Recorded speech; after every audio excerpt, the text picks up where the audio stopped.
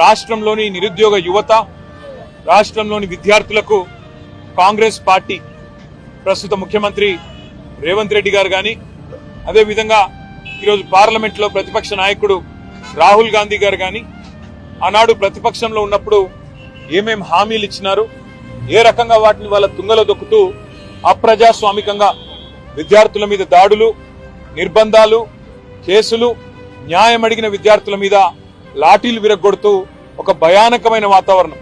తెలంగాణ ఉద్యమ సమయంలో ఎట్లా అయితే యూనివర్సిటీలలో, కాలేజీ క్యాంపస్లలో, హైదరాబాద్లో ఒక భయానకమైన వాతావరణం ఆనాడు విద్యార్థుల మీద దాడుల్లో చూసినామో, అదే రకమైన వాతావరణం మళ్లీ తిరిగి ఈరోజు పునరావృతం అవుతుందని చెప్పి గవర్నర్ గారి దృష్టికి తీసుకొని రావడం జరిగింది.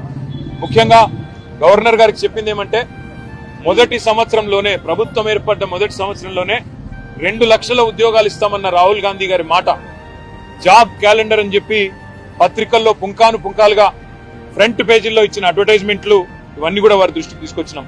అన్నిటికీ మించి సిటీ సెంట్రల్ లైబ్రరీలో ఉన్న చదువుకుంటున్న విద్యార్థులను బయటికి ఇడ్చుకొని రావడం, ఉస్మానియా యూనివర్సిటీ హాస్టల్లో ఉన్న విద్యార్థులను ఇవాళ వారి మీద దాడులు చేసి మరి పోలీసులు అప్రజాస్వామికంగా వ్యవహరించడం, ఇవన్నీ కూడా గవర్నర్ గారి దృష్టికి చాలా వివరంగా మేమందరం కూడా వివరించి చెప్పడం జరిగింది.